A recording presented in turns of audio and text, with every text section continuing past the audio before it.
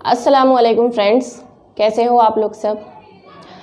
ये वाला वीडियो मैं आप लोगों को कुछ बताने के लिए शूट कर रही हूँ। बात कुछ ऐसी है कि जैसे कि मैंने अपनी कहानी में बताया है स्टोरी, शायद मैं उसको अपलोड कर दूँ या ये वाली वीडियो जाने के बाद वो वाला स्टोरी का वीडियो अपलोड करूँ। मुझे कुछ आइडिया नहीं है कि मैं क्या कब कैसे करूँगी, बट मैं ये वीडियो इसलिए आप लोगों के साथ शेयर कर रही हूँ कि मैं आपको मेरी लाइफ के अपडेट साथ ही साथ बताते चलूँ कि मेरी लाइफ में क्या हो रहा है। जैसे कि हम लोग हैदराबाद में रहते हैं और मेरे मॉम डैड आसाम में हैं। पापा की तबीयत थोड़ी ख़राब रहती है, मैंने आपको पहले भी बोला था कि पापा के लिए दुआ करिएगा। तो अभी आसाम से मुझे न्यूज़ आई है कि पापा की तबीयत थोड़ी ज़्यादा बिगड़ने लगी है और हम लोग तो हमेशा एक साथ ही रहे हैं, पर पिछले कुछ दिनों से 2-2.5 महीने से मैं यहाँ पर आ गई थी। हम लोग घूमने गए थे आसाम और पापा को मिनी स्ट्रोक आया था, फिर बाद में उनकी तबीयत थोड़ी स्टेबल हुई थी तो मैं वापस आ गई थी यहाँ पर हैदराबाद में। और अब पापा की तबीयत थोड़ी ज़्यादा बिगड़ने लगी है, इसलिए हमें इमरजेंसी में आसाम जाना पड़ रहा है। अब की बार शायद मैं बोल नहीं सकती, पर मम्मी पापा तो यही चाहते हैं, मेरे हस्बैंड भी यही चाहते हैं कि मैं आसाम में शिफ्ट हो जाऊं, वहाँ पे परमानेंट ही रहूं। मेरा दिल नहीं करता कभी भी मैं आसाम में सेटल हूं। मुझे यहाँ के लोग, यहाँ की चीज़ सब अच्छी लगती है, मैं चाहती हूँ कि मैं यहाँ पर सेटल हूँ। पर अब जब घर वाले चाहते हैं कि मैं वहाँ सेटल हूँ तो मैं एक कोशिश करके देखती हूँ। टिकट्स मुझे अभी 2 दिन बाद के मिले हैं और शायद ये वीडियो जाते जाते मैं आसाम पहुंच जाऊं या मैं रास्ते में हूं। सामान थोड़ा हमारे साथ ज़्यादा है, इसलिए हम लोग बाय ट्रेन जाएंगे। अगर हो सका तो मैं आपको रास्ते की जर्नी भी बताऊंगी अगर मैं शूट कर पाई। थोड़ा पापा की तबीयत ख़राब है और इमरजेंसी में हमें जाना पड़ रहा है। अब पता नहीं मैं वापस आऊँगी नहीं आऊँगी। मेरा इतना प्यारा घर, मेरे चीज़ें, मेरे सामान, मुझे बहुत चीज़ याद आएगी यहाँ की। मन तो नहीं है मेरा जाने का, पर क्या कर सकते हैं, मॉम डैड के लिए जाना पड़ेगा। बस आप लोग दुआ करिए कि मेरे पापा जल्द से जल्द अच्छे हो जाए और हम लोग वापस यहाँ पर हैदराबाद आके सेटल हो जाएं। वहाँ पर जाने के बाद मैं कोशिश करूँगी कि मैं आप लोगों को वीडियोस बताऊँ, व्लॉग्स बताऊँ, अपनी लाइफ आप लोगों के साथ डेली शेयर कर पाऊँ। पर मैं पक्का नहीं बोल पाऊँगी क्योंकि वहाँ के हालात इतने अच्छे नहीं हैं। वहाँ पर इलेक्ट्रिसिटी भी इतनी अच्छी नहीं है कि मैं वीडियो अपलोड कर पाऊँगी या मैं वीडियो शूट कर पाऊँगी।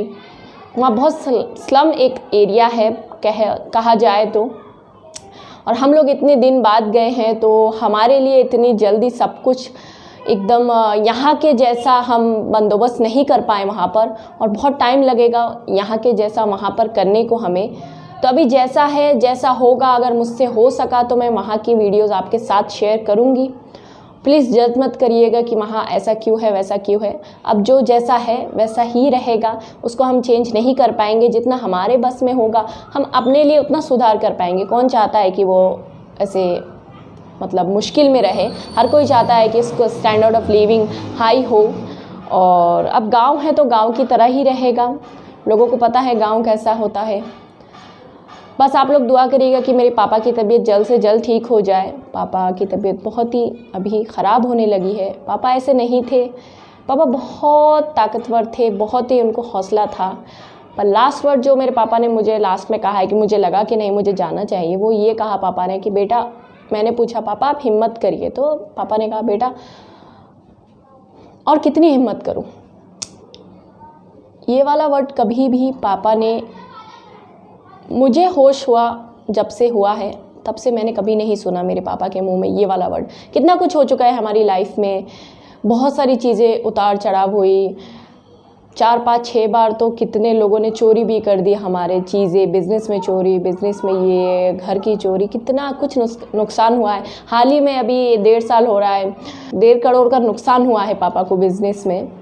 और तभी भी पापा ने ये नहीं कहा कि हिम्मत हारने वाली बात कभी नहीं करा। जब पापा ने अभी ये कहा है कि बेटा और कितनी हिम्मत करूँ मैं, तो उससे समझ में आता है कि उनको बहुत ही ज़्यादा तकलीफ़ हो रही है उनकी बॉडी में। बस आप लोग दुआ करिएगा कि मेरे पापा की तबीयत जल्द से जल्द ठीक हो जाए और मेरी फैमिली में जो परेशानी हो रही है या जो भी दिक्कत है वो अल्लाह कम करके दे दे, हमारी ज़िंदगी आसान हो जाए, हमारे हक़ में जो बेहतर हो वो हमें अता हो और हैदराबाद में हम वापस आ पाएँ।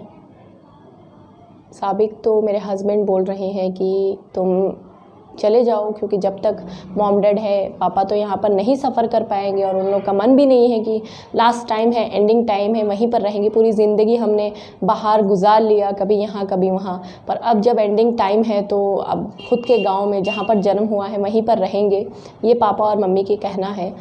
और मेरे हस्बैंड भी वही कहते हैं कि जब तक वो लोग हैं तुम वहाँ पर रहो, तुम्हें अच्छा लग जाए तो तुम वहीं पर सेटल हो जाना, अच्छा ना लगे 6-7 महीने बाद तो मैं तुम्हें वापस लेकर आऊँगा, ये मेरे हस्बैंड मुझे बोल रहे हैं।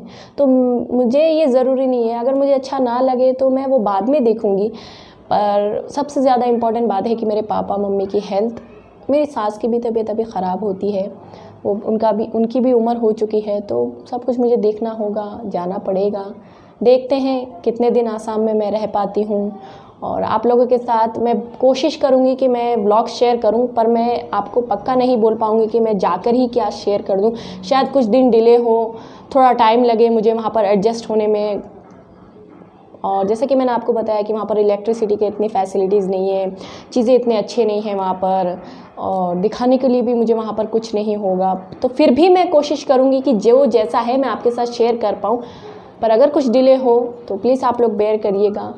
और बस मेरी फैमिली के लिए दुआ करेगा, ख़ास तौर पे मेरे पापा के लिए, कि उनकी तबीयत सही हो जाए।